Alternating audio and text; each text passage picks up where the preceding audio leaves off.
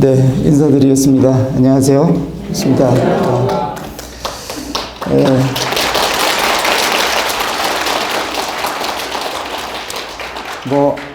박수는 안 쳐주셔도 감사합니다. 저는 저도 이제 7학년이 됐고요. 그래서 경로 우대 받을 자격이 있다. 저 스스로 이렇게 생각을 하고 이번에도 회비를 내고 이렇게 참석을 했습니다. 제가 춘천에서 45년 차 살고 있고 또 춘천 모임에서 주님을 이렇게 섬기고 있습니다.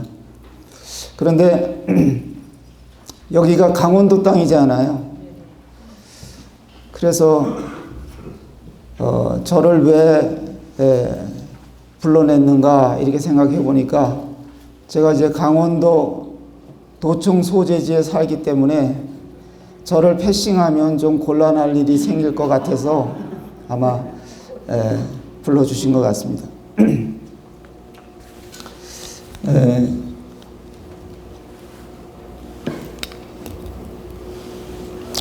이번에 이제 주제가 골드 세대의 참살이라 이렇게 되어 있는데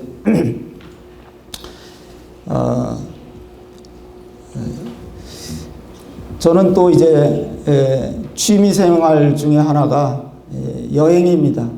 여러분들 여행 혹시 좋아하십니까? 네. 그래서 저는 1년에 한 번씩 지구를 태양을 한 바퀴 돌고 그래서 지금까지 71바퀴를 돌았습니다.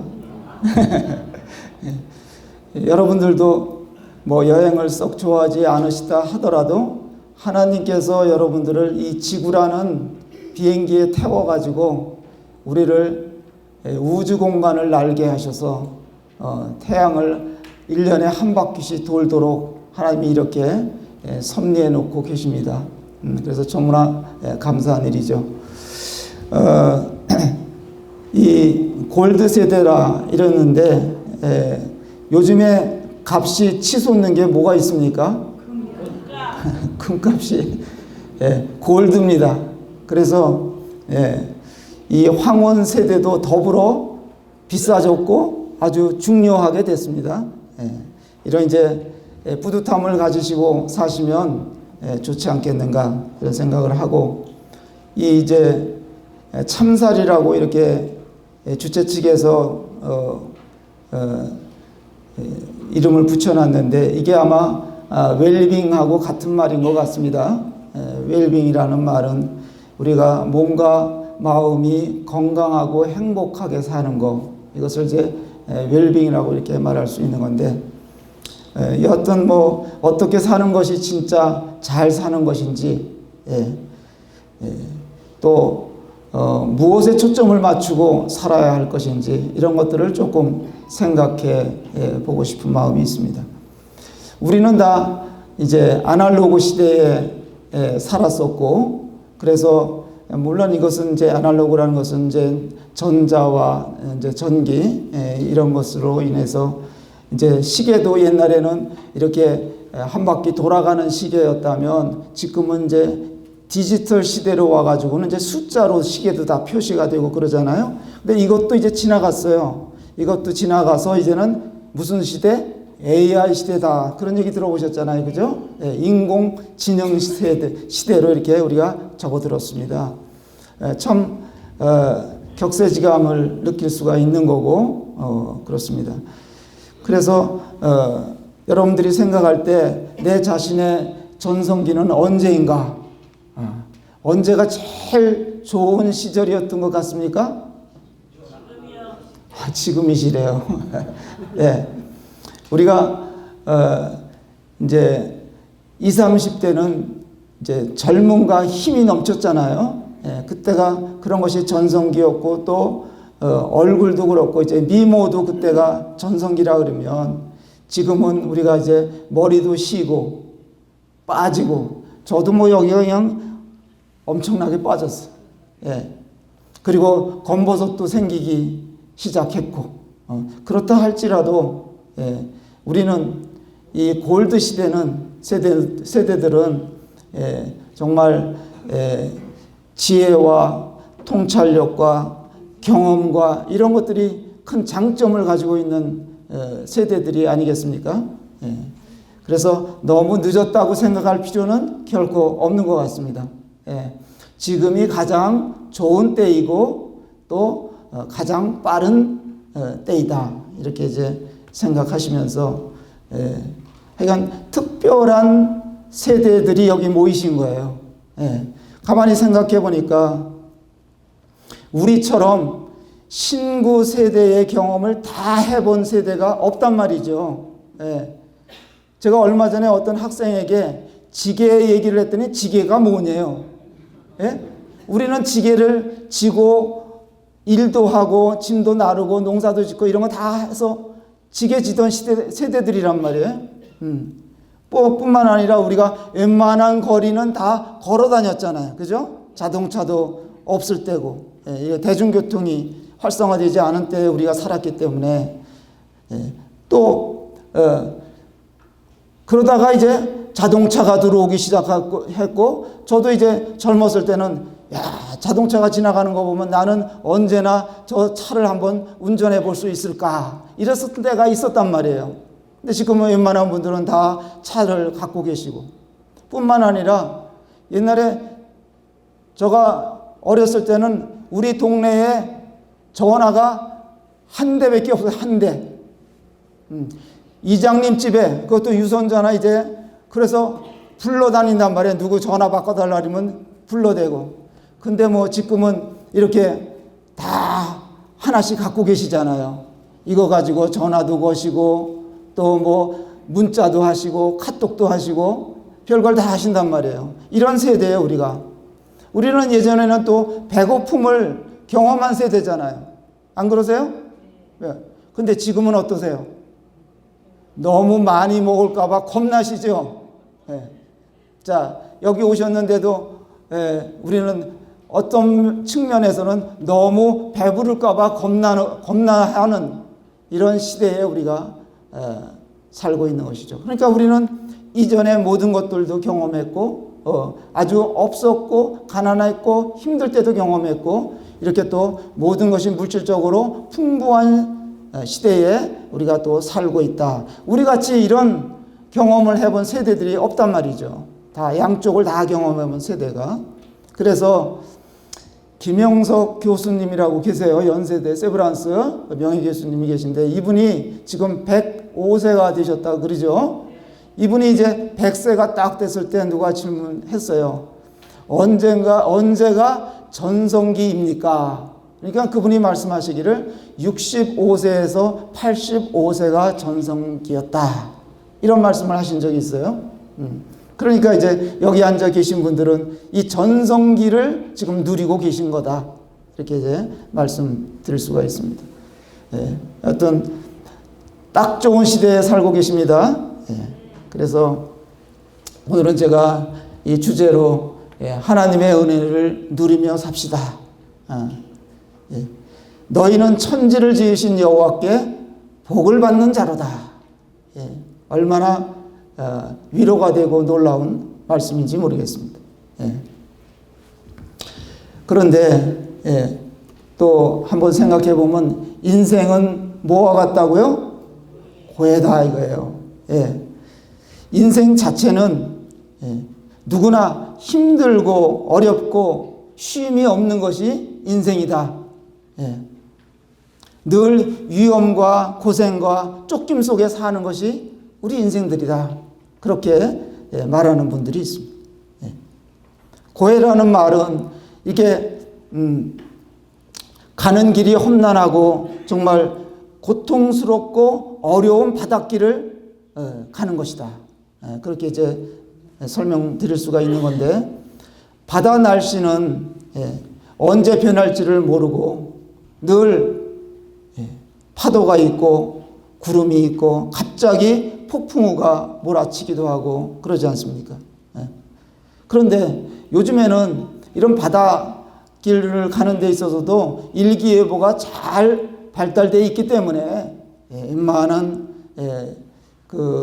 운항하는 데 있어서는 다 어려움들을 피해갈 수 있지만은 인생길에는 일기예보가 있습니까? 없습니까? 없어요. 인생길에는 앞길을 우리가 모른다고 말씀들을 계속 하시는데, 참 인생길에 보면 눈물이 있고 근심이 있고 걱정이 있고 힘듦이 있는 것입니다. 강풍은 서툰 사람에게만 부는 것이 아닙니다. 건강한 자가 쓰러질 때도 있는 거고요. 또 유능한 자도 실패들을 하더라고요. 이런 측면에서 볼 때 우리 하나님께서는 참 어떤 면에서는 공평하신 분이다, 그런 생각을 종종 합니다. 저 사람은 돈은 엄청 많은데 자식이 없어서 안타까워해.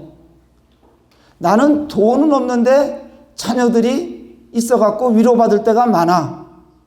이런 측면들을 생각해 볼 때 하나님은 우리를 다 공평하게 하시는 분이다. 기회를 공평하게 해주시고 그렇습니다. 그래서 신앙인 믿음을 가지고 사는 사람들에게도 때로는 시험이 또 시련이 닥치기도 한다, 이런 말씀을 드릴 수 있습니다. 이런 세상길을 가는데 정말 위험이 있고 위협들이 나타나고 하는 건데, 이런 것들을 잘 극복하고 참 안식에 우리가 어떻게 들어갈 수 있을 것인가, 그런 것에 좀 초점을 맞춰서 말씀을 드려보겠습니다. 히브리서 이제 4장에 보시면 이제 이런 말씀이 있어요.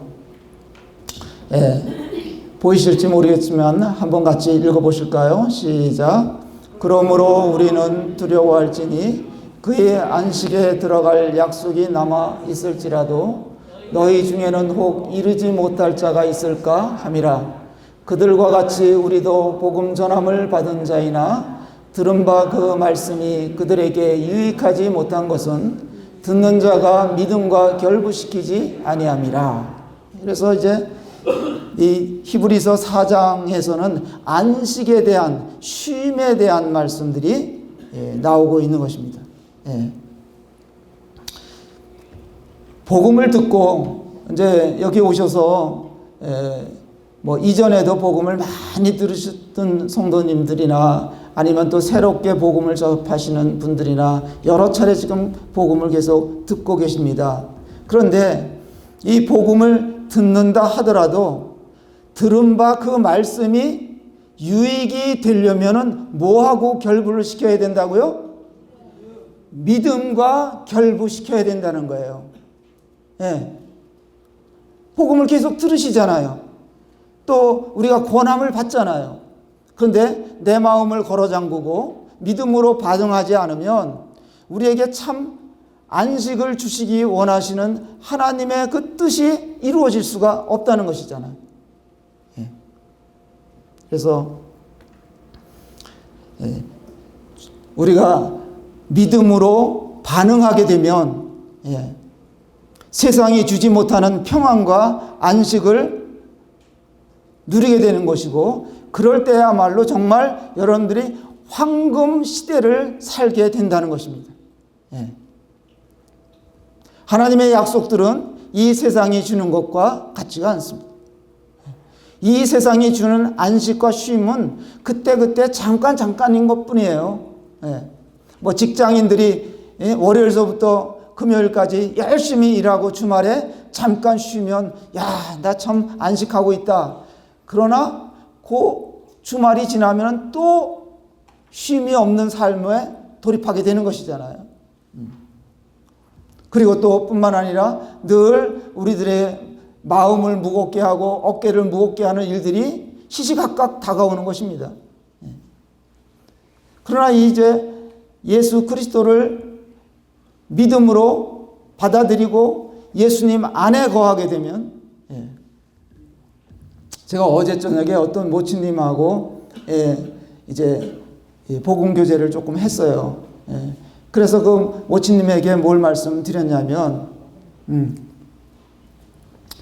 여기서 대한민국에서 미국으로 가려는 방법이 몇 가지가 있느냐 그랬더니 2가지가 있대요. 뭐겠어요? 비행기 타고 가고 배 타고 가고 또 한 가지가 더 있을 거라 그러니까 아 이거 잘 모르시겠다는 표정이세요.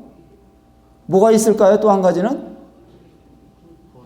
헤엄쳐 가는 방법이 있는 거예요. 태평양 바다를 수영해서 건너가는 방법이 있는 거예요. 예. 그랬더니 모치님이 뭐라 하냐면 모치님 교회 생활 얼마나 오래 하셨어요? 했더니 기성교회에서 오랫동안 교회 생활 하셨다는 거예요. 그것이 바로 모치님이 지금까지 천국 가려고 헤엄치고 계셨던 것이다 하는 것을 알려드렸어요. 사람들이 이론적으로는 헤엄쳐서 갈 수 있다고 생각할 수도 있어요. 어떻게? 여기서 부산으로 가는 거야. 일단은 부산 가서 어디로 건너가요? 대마도로 건너가는 거예요. 대마도 가서 후쿠오카로 건너가는 거예요. 그 다음에 하와이로 건너가는 거예요. 그러나 그것을 성공한 사람이 있냐는 거예요. 예. 그런데 일반적으로 교회 생활을 오래 하고 다니는 이런 사람들 보면은 말이죠. 다 천국 가려고 헤엄치는 사람들이야. 어디다 헤엄치는 사람들이야. 비행기가 딱 와 있는데도 하나님께서 예수님을 비행기로 보내주신 거 아니에요. 그래서 그 안에 탐은. 근데 비행기 타는데 뭐가 필요합니까? 비행기표가 필요하죠. 또 여권이 필요하죠. 뭐 비자 얘기도 또 들었잖아요. 그렇지만은 제 경험상 보면 믿음이 필요한 거예요. 믿음. 비행기는 태평양 바다를 건너가는데 믿음 없이 그거 못하는 거예요. 제가 처음에 태평양 바다를 건너갈 때 비행기 사고가 났었단 말이에요. 다른 데서. 그러니까 이거 가다가 떨어지면 어떡하나. 그래서 사람들이 믿음을 가지고 타야지 비행기도 탈 수 있는 거다.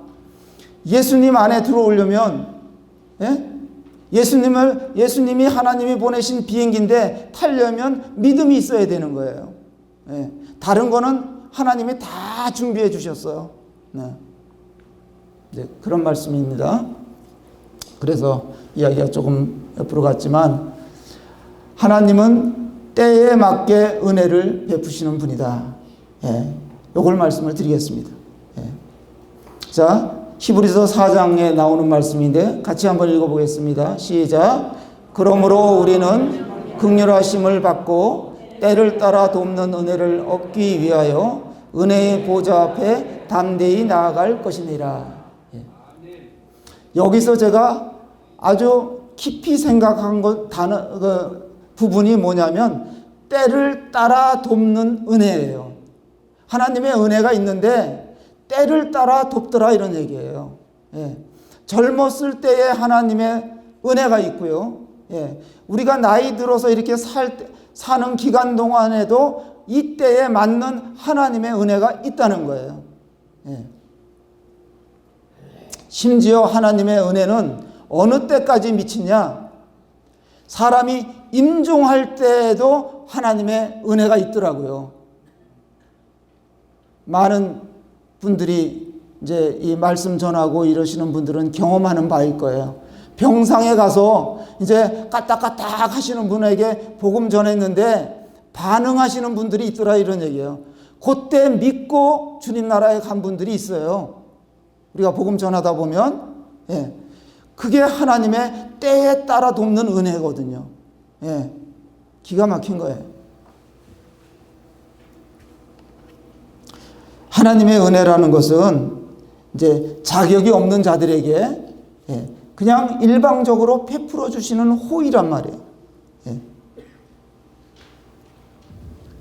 말씀 한 군데 보겠습니다.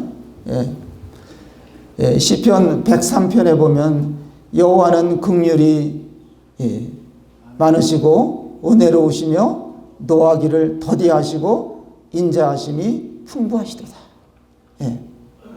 또 할 말씀 보시면 이는 그가 우리의 체질을 아시며 우리가 단지 먼지뿐임을 기억하심이로다. 인생은 그날이 풀과 같으며 그 영화가 들의 꽃과 같도다. 실감나지 않으세요? 이 말씀 보면? 지금까지 우리는 하나님의 은혜를 입고 은혜가 있기 때문에 우리가 사는 거예요. 비를 피하면서 사는 거예요. 은혜의 우산을 쓰고 사는 겁니다, 우리가. 예. 뭐 내가 잘해갖고, 내가 계획을 잘 세워가지고, 예? 내가 내 몸을 지키고, 그래서 여기까지 우리가 온 것이 아니라는 얘기예요. 하나님의 은혜가 있어요. 세상은 온갖 비바람이 몰아치는 이런 세상인데 하나님이 은혜로 우산을 우리에게 딱 씌워주셔서 여기까지 온 거예요.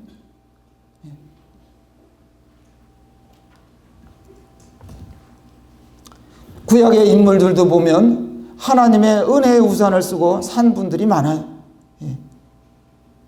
노아 같은 경우도 그렇거든요. 노아는 당대의 의인이라고 그랬어요.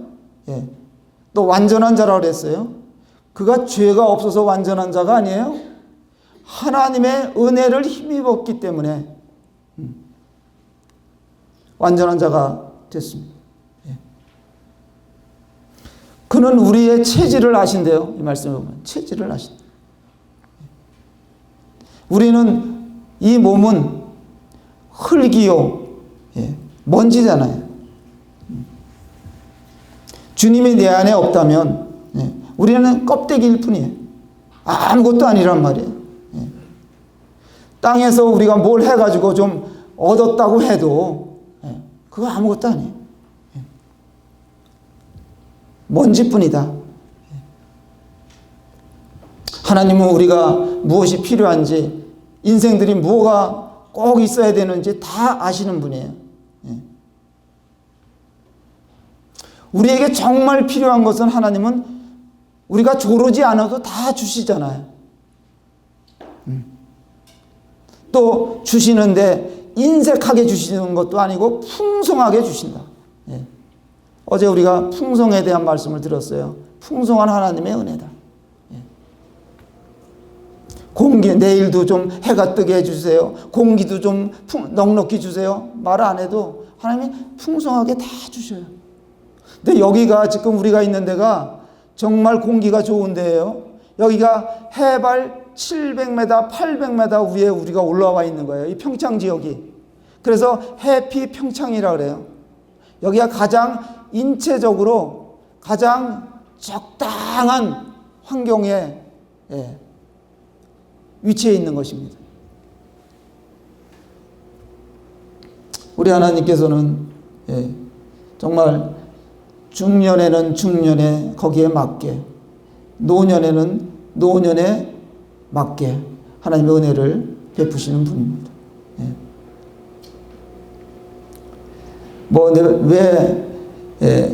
이제 하나님의 은혜를 생각하면서도 어떤 때는 사람들이 이제 종종 오해를 하기도 하는데, 사람들이 오해하는 것들은 다 자기 욕심에 끌려서 오해하는 거예요.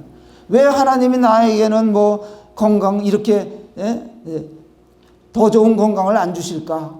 또 왜 나에게는 물질적으로 더 풍성히 안 주실까? 그런 생각을 가끔씩 사람들이 하기도 합니다만은, 그러나 하나님은 다 때에 맞게 주셔요. 우리가 아무리 발버둥 쳐도 하나님이 안 주실 때는 안 주시는 이유가 있어요. 여기 강릉 분들이 몇 분 와 계시는데, 지난번에 강릉에 비가 엄청 안 왔잖아요. 그렇게 아우성을 치고 비 좀 달라고, 이 소방차로 물 퍼나르는 거 보면서 제가 참 기가 막힌 일이다. 댐에다 갔다가 소방차로 갖다 들여보는데 저거 보고 갖고 어떻게 해결을 하나. 그 물난리가 났어요. 하나님이 왜 강릉 지역에만 비를 안 주시지? 다른 데는 너무 와갖고 걱정인데. 하나님께서 사람들에게 뭘 좀 생각하라고 그러기도 하시는 거예요. 그 다음에 보니까 하나님이 비를 2번 오니까 다 해결되더라고요. 그 다음에는 또 너무 와서 또 물난리야. 하나님은 우리들에게 인간의 한계를 가르치시는 거예요. 인간이 별거 아니라는 걸 알아야 되는 거예요. 왜 사람들이 구원을 못 받느냐? 복음을 들으면서도 마음이 높아져 있기 때문이에요. 자기가 잘났다고 생각하는 거야. 하나님 은혜 없이도 살 수 있다고 생각하고 있기 때문에, 컵을 아무리 엎어놓으면 물이 들어오겠어요? 제껴놔야 되죠. 또 물을 받으려면 밑으로 내려야 될 거 아닙니까?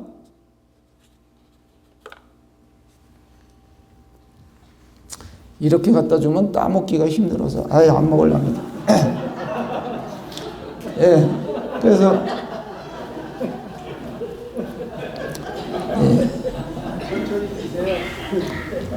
재난이 있고 재해가 있고 또 인생의 고난에는 다 하나님의 섭리가 있는 겁니다. 그래서 우리를 낮아지게 하셔서 우리에게 복을 주시기 위한 하나님의 방편이신 거예요. 그렇게 생각이 들면 좋은 것이죠. 내가 건강이 혹 좋지 않다 그러면 거기에도 하나님의 뜻이 있을 것이다 이렇게 생각하면 좋은 거예요. 내가 또 어떻게 하다 보니까 경제적 손실이 크게 났어. 그러면 이것도 하나님이 무슨 뜻이 있겠구나. 감사합니다. 복 받으실 거예요.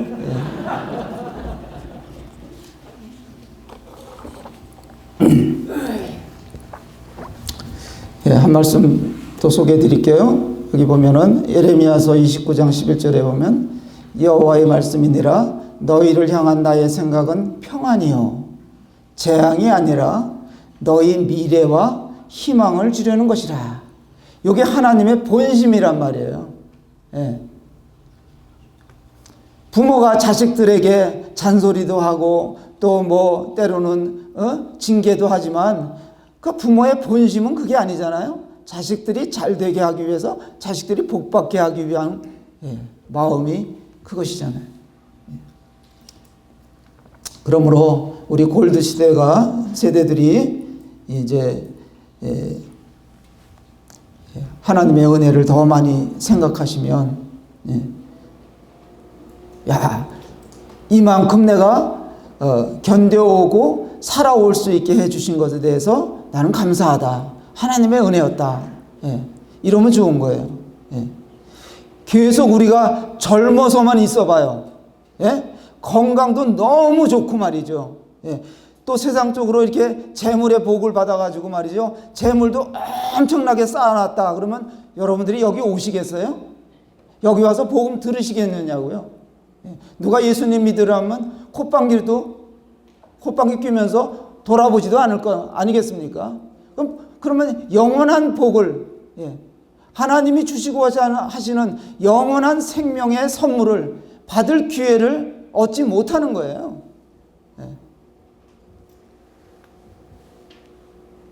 그래서 감사하고 은혜를 생각하며 살게 되기를 바라겠습니다. 아까도 말씀을 드렸지만 때를 따라 돕는 하나님의 은혜를 기억합시다 말씀을 드리겠습니다. 때에 맞게 우리는 우리에게 맞는 하나님의 은혜가 있어요.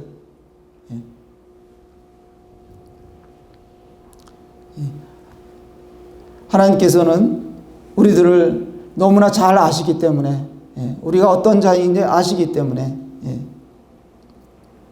또 히브리서 이제 요 4장 16절 그 앞절에 보면 예수님은 모든 일에 세상에 오셔갖고 사시는 동안 모든 일에 우리와 똑같은 시험을 받으신 분이다 그렇게 나와 있어요.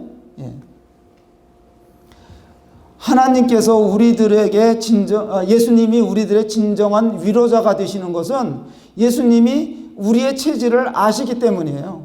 예수님도 피곤해 보셨고 예수님도 배고파 보셨고 때로는 잠도 못 주무셔 보셨고 이거 다 경험해 보셨기 때문에 주님이 우리들을 아시는 거예요. 체휼하시고 공명하시는 분이에요. 같은 음으로 울리는 것 같다 공명이라 그러잖아요. 다 아셔요 우리 처지를. 얼마 전에 제가 어떤 분하고 만나서 이제 이런저런 이야기를 하게 됐는데요. 그분이 하는 얘기를 들어보니까, 하다 보니까, 뭐 나무 해다 떼고, 또 부엌에서 이제 불을 떼는데 내구리가 나가지고 눈물을 흘리고, 내구리가 뭔지 아세요? 이게 이제 불이 잘 들어가면 좋은데, 굴뚝이 이제 어떻게 되면은 이제 연기가 잘 안 빠져나가면 이제 거꾸로 나오잖아요, 거꾸로. 그런 얘기. 뭐 심지어는 우리 부엌에서는 비가 많이 오면 물이 나고 뭐 막 이런 얘기. 예. 제가 그런 얘기 같이 들으면서 공감했을까요? 못했을까요? 저 공감했어요. 저도 그 시대를 살아왔기 때문에.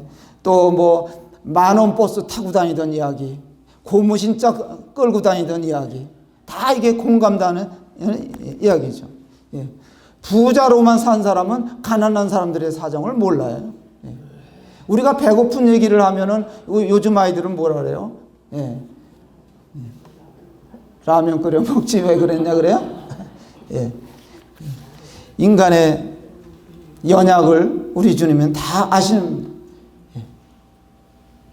주님은 고난도, 그렇게 당한 고난은 우리는 경험해 보지 못했지만, 주님은 십자가에서 고난, 사람들로부터의 침뱉음을 당하시고 멸시를 받으시고 미친 사람이라는 소리를 들으시고 귀신 들린 사람이라는 소리를 들으시고 별소리를 다 듣고 주님은 사셨어요. 그렇기 때문에 여러분들이 혹 어려움을 겪으신다든지 연약에 빠져 있을 때 주님이 다 아신다 이거예요. 그러니까 도우시는 분이에요. 돕는 거예요. 연약이 뭔지 아십니까? 예. 인생을 좀 살다 보면 연약이 뭔지 우리는 다 잘 알아요. 이 히브리서 4장, 5장에 보면 연약이라는 말씀들이 쭉 나오는데, 예. 예. 거기서 연약이라는 것은, 예. 고통과 실망과 목마름과, 예. 외로움 등, 예. 사람의 본성에 속한 것들을 이야기하는 것인데요. 이것을 주님이 다 체험하셨기 때문에 아신다 이거예요. 예. 젊은이들은 우리 이 노년의 삶을 그들은 잘 이해를 못해요. 예. 어떤 젊은 사람에게 야, 너 늙어봤어? 난 젊어봤다. 뭘 그거 갖고 그렇게 쩔쩔매고 그러세요? 뭐 이런 식으로 말하는 사람들이 있어요. 너도 늙어봐. 쩔쩔매나 안 매나. 예.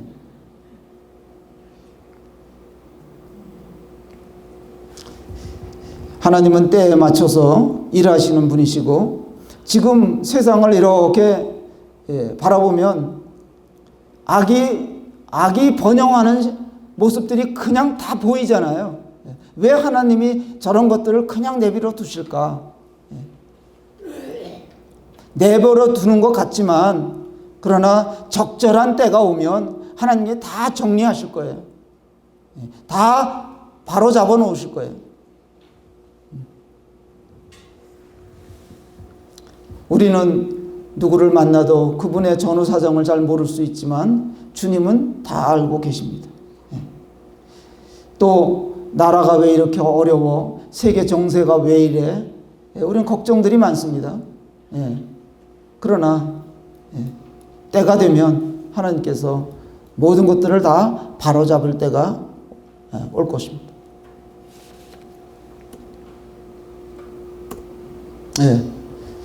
전도서 3장에 보면 어제도 잠깐 말씀을 드렸습니다만 이건 제가 어제 말씀 들으면서 생각이 나서 아침에 잠깐 올려놨습니다. 범사에 기한이 있고 천하 만사가 다 때가 있나니. 전도서 3장에 그런 말씀이 있어요. 날 때가 있고 날 때가 있으면 언제가 있어요? 죽을 때가 있다. 그런데 감사한 것은 우리는 지금 죽을 때가 가깝잖아요. 그죠? 다른 사람들 가까워요. 가까운데 예수님을 믿고 구원받은 자들에게는 천국 입성이 다가오고 있다는 거예요. 우리는 영순이야, 영순이. 영순이가 얼마나 좋은지 아세요? 예. 심을 때가 있고 심을 것을 뽑을 때가 있고. 하나님은 우리를 다 겸손하게 만드시는 거예요. 예. 때를 잘 못 맞추면은 망가지는 거예요. 저희 이제 강원도에 사니까 저 옆에 양구에서 농사 지는 분이 형제님이 계셔요. 이 형제님이 이제 한때는 콩을 많이 심으셨는데 콩에다가 거름을 너무 많이 줬더니만 날이 추워지는데도 이놈이 누렁잎이 안 지는 거예요. 거름이 세니까 계속 자라기만 하는 거예요. 그러면 어떻게 돼요? 열매도 못 맺고 그냥 얼어 죽어버리는 거예요. 울 때가 있으며 웃을 때가 있는 거고, 슬퍼할 때가 있고 춤출 때가 있다. 제가 엊그저께 이천에 계시던 엄동구 형제님 이 천국 입성 환송 집회, 예? 그러니까 장례식장에 갔는데 문상을 갔는데 타이틀이 천국 입성 축하 이렇게 써붙여 있어요. 예. 그러면서 거기에 이 부처님이 평소에 좋아하던 찬송을 불러달라고 요청을 하셨는데 예수님이 좋은 거를 어찌합니까? 그 찬송을 거기서 부르는데 야, 이런 장례식장도 다 있구나. 예.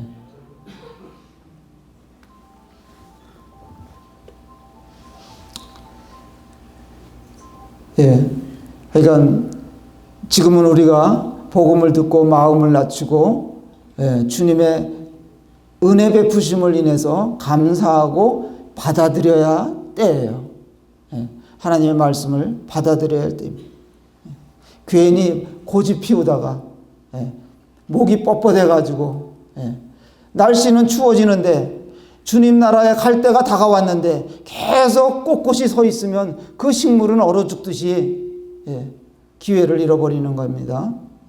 그래서 이제 이 캠프 기간이 이제 끝나가는데 마지막을 잘 장식하셔서 아주 큰 위로의 선물, 영원한 생명을 선물로 받고 가시면 좋겠다, 그런 생각이 듭니다. 하나님의 은혜 앞에서 고집 부리면은 위험한 것이다. 하나님이 손을 놓으시면 우리 이 코끝의 호흡이 멈춰지는 순간 우리는 끝나는 거예요. 자다가 가는 분들도 많잖아요. 요즘에 보면 주무시다가 가는 거예요.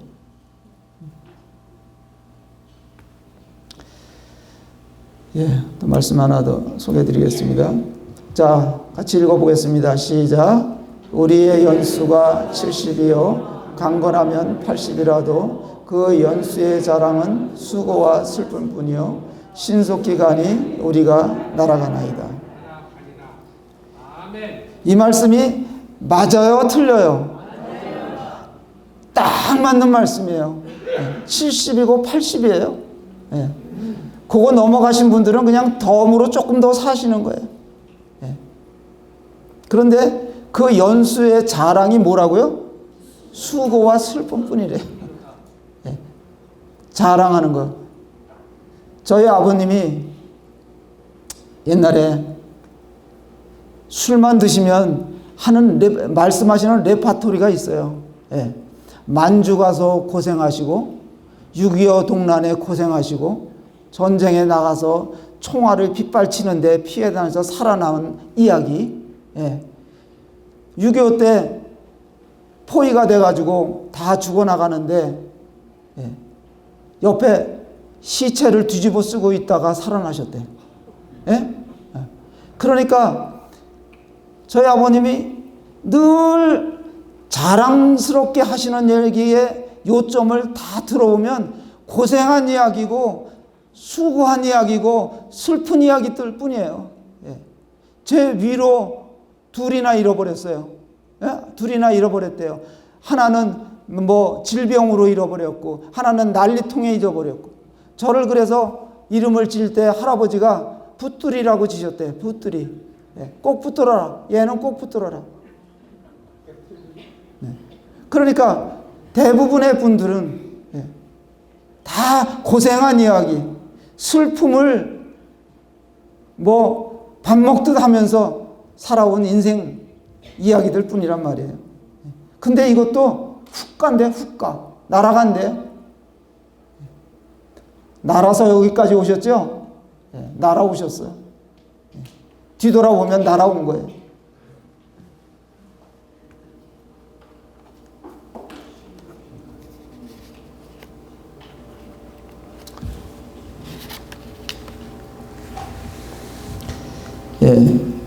하나님께서는 때에 맞게 우리들에게 은혜를 베푸시는데 왜 때에 맞게 하시느냐? 그렇지 않으면은 하나님은 우리를 다루실 수가 없게 되는 거예요. 의사가 환자를 다루는데 환자에게 맞춤으로 다루시는 거예요. 맞춤으로. 그러면 병원에 가면 보통 약을 며칠치 지어줘요?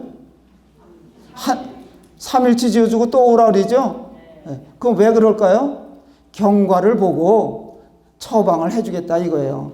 뺄 거 빼고 요게 안 들으면 바꿔 넣고. 의사들도 다 그 때에 맞춰서 처방을 하고 사람들을 진료하고 그러는 것입니다. 이스라엘 백성들을 다루시는 모습도 보면 하나님이 그들에게 맞게 다루셨어요. 이스라엘 백성들이 40년 동안 광야 길을 걸었는데 거기에 맞게 하나님이 하셨어요. 하나님은 거기에 맞춰서 그들에게 광야에 아무것도 먹을 것이 없는데도 40년 동안 먹이셨어요. 천연식품을 내려주셔서 40년 동안 먹게 하셨어요. 시간이 자꾸 가는데 다음 주제로 들어가겠습니다. 흙집에 사는 자에게 하나님이 또 은혜를 베푸신다. 고린도서 4장에 보시면 우리가 이 보배를 질그릇에 가졌으니 이는 심히 큰 능력은 하나님께 있고 우리에게 있지 아니함을 알게 하려 함이라 하는 말씀이 있는데 우리는 흙집에 사는 거잖아요. 지금 이 몸이 흙이에요. 질그릇 속에 이 질그릇 같은 이 몸에 우리가 보배를 담고 있다. 복음의 말씀 보배인 거고요. 하나님의 진리의 말씀이 보배인 거고요. 성령님께서 우리 안에 믿는 자들 안에 오신다고 하셨는데 이것이 보배인 거예요. 흙 자체는 별거 아니에요. 질그릇이 볼품이 있어요? 어제 복음 전하는 강사가 자기는 그래도 잘생겼다고 생각하는 갑인데 질그릇이지 뭐 그래 잘생겨봤자.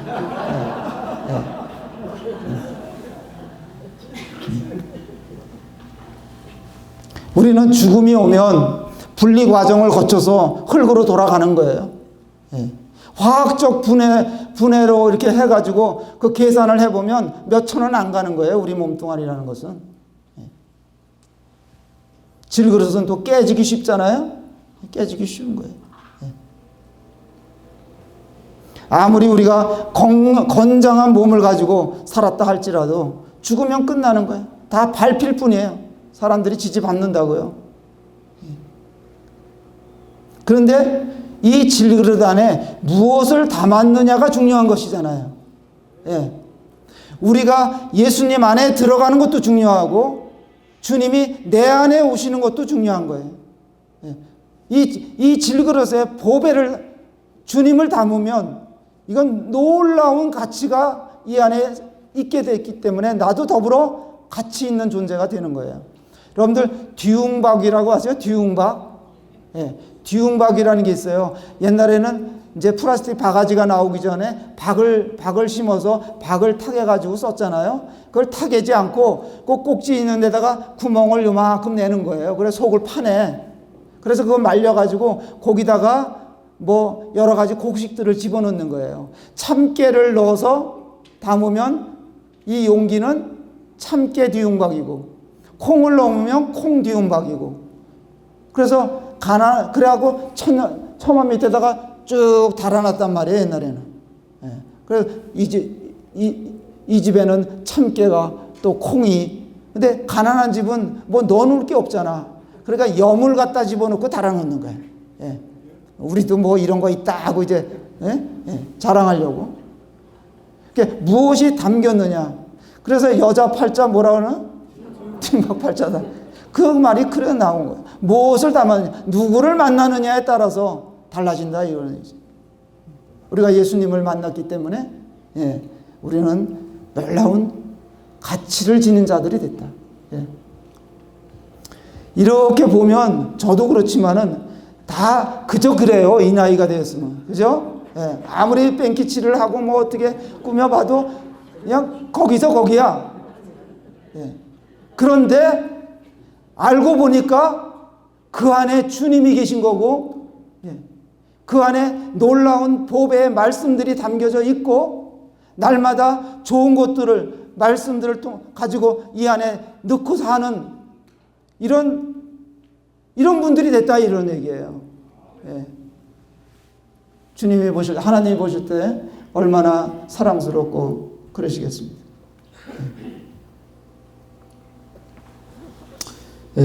마지막으로 또 하나 보겠습니다. 그래서 은혜의 보좌로 우리가 나아갈 수 있는 길이 생긴 겁니다. 우리가 어려움이 있을 때 하나님 앞에 나아가서 구하면 하나님 들어주시잖아요. 이거보다 놀라운 특권이 어디 있어요? 지금 세상은 치열한 쟁탈전이 이렇게 벌어지고 있는데 그 중에 이 정치 영역은 아주 치열하고 또 아주 비열하고 회개망측한 일들도 많고 사람들마다 한자리 하고자 열불을 일으키고 달려들고 있습니다. 근데 일단 그 정치권에서 높은 자리에 그 자리에 앉게 되면 거기에 올라앉아 갖고는 무소불위의 권력을 휘두르고 그렇게 통치하고자 하는 모습을 보게 됩니다. 그러다가 한순간에 나락으로 떨어지는 거. 세상 자리는 그런 거예요. 1980년에 전 씨라는 분이 그 자리에 앉았어요. 제가 전 씨잖아요. 그죠? 그러니까 저희 외삼촌이 저보고 하시는 말이, 야, 너 집에 왕이 났다. 그러더라고요. 그래갖고 나도 전 씨야. 같은 정선 전 씨야. 근데 나중에 보니까 이 양반이 백담사르고 쫓겨가고 거기를 왜 올라가나? 거기 왜 올라가나? 이런 생각을 했는데, 그럼에도 불구하고 그 자리에 올라가 보려고 줄을 대고 있잖아요, 지금도 사람들이.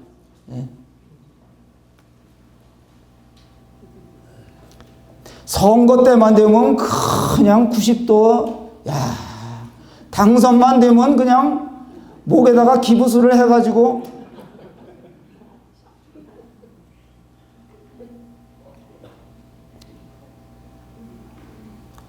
사람이 저렇게 변하는구나 하는 것들을 많이 느끼게 됩니다.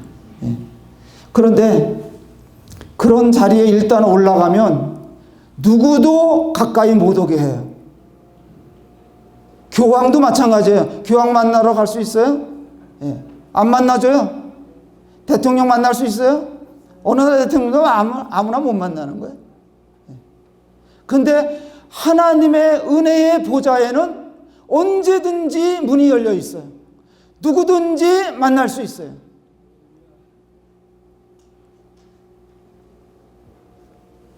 이걸 말씀드리는 겁니다.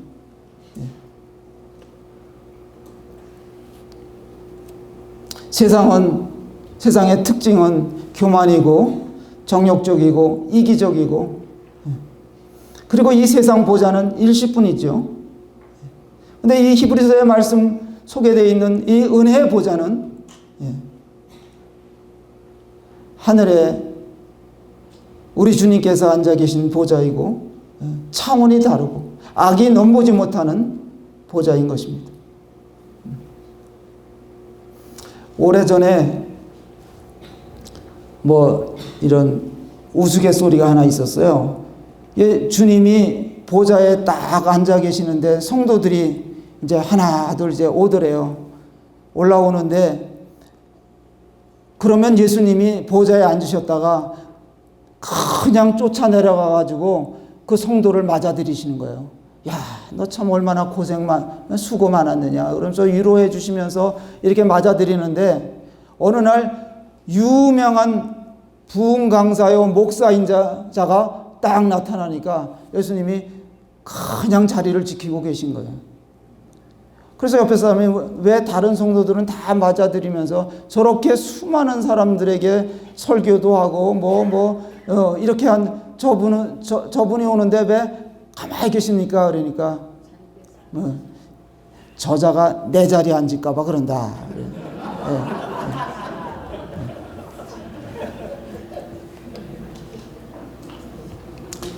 그래서 결론적으로 말씀을 드리면 우리는 골드 세대인데 하나님의 은혜를 우리도 마음껏 누리면서 살 수 있는 것이다 하는 말씀을 드려요. 우리는 누구와 동행하느냐, 이게 굉장히 중요한 것이죠. 또 여러분들은 누구와 동행하면서 살고 싶으세요? 나를 가장 잘 알고 이해해 주시는 분하고 함께 할 수 있다면 그분과 친밀한 교제를 나누고 사랑을 나누고 그렇다면 정말 행복하지 않겠어요? 교제가 안 되는 것보다 이 소통이 안 되는 것보다 답답한 일이 없어요. 안 통한다, 안 통해. 그러면 얼마나 답답하겠어요.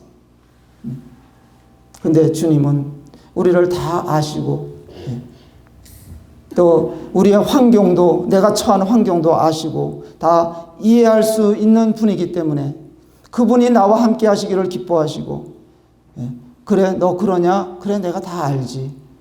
그렇게 해주시는 분이 계시기 때문에 정말 감사한 일입니다. 여기다 기록은 못했는데요. 시편 한 군데 읽고 정리하고 말씀드리겠습니다. 시편 84편에 보시면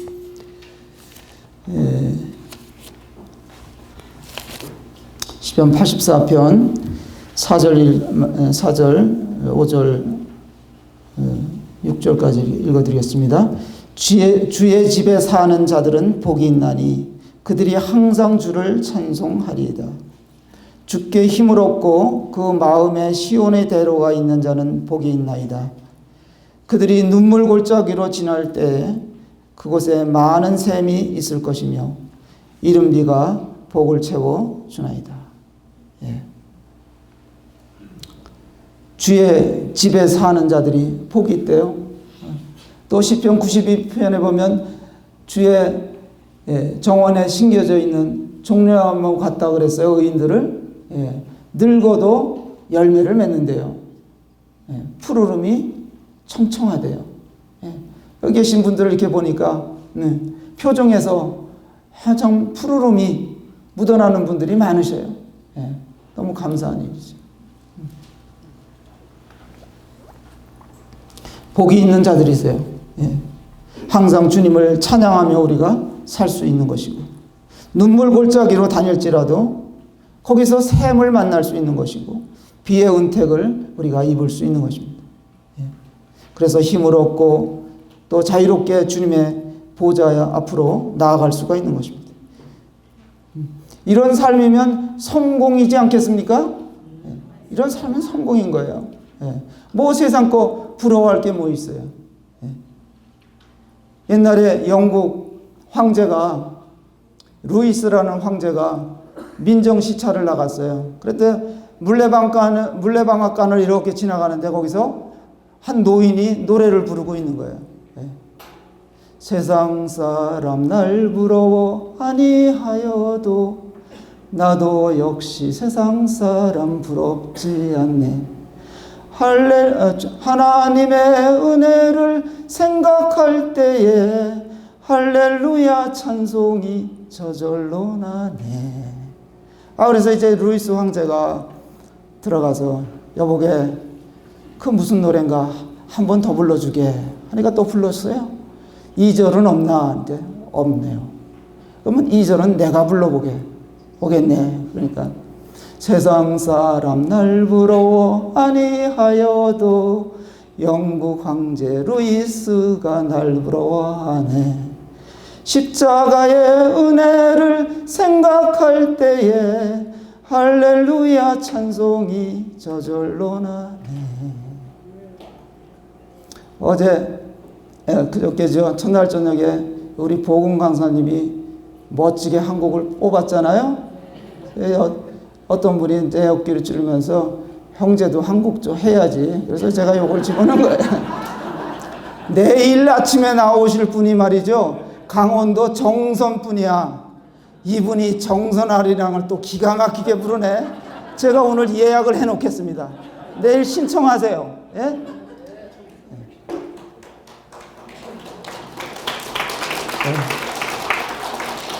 그래서 이 때를 따라 돕는 하나님의 은혜가 있다. 흙집에 사는 인생에게도 하나님의 은혜가 있다. 또 하나님의 보좌로, 은혜의 보좌로 나아가는 길이 항상 열려 있다. 이거 기억하시면 좋겠습니다. 기도하고 마치겠습니다. 아버지 하나님, 주님의 은혜를 감사합니다.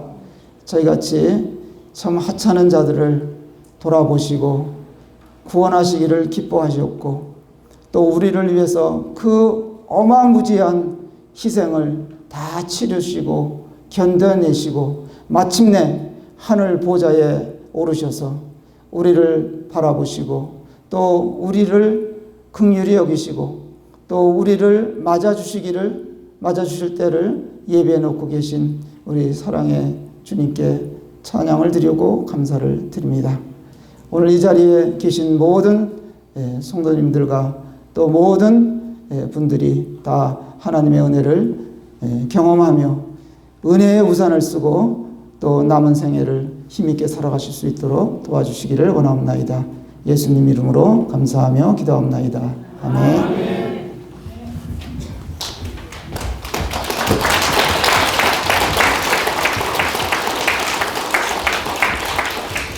감사합니다.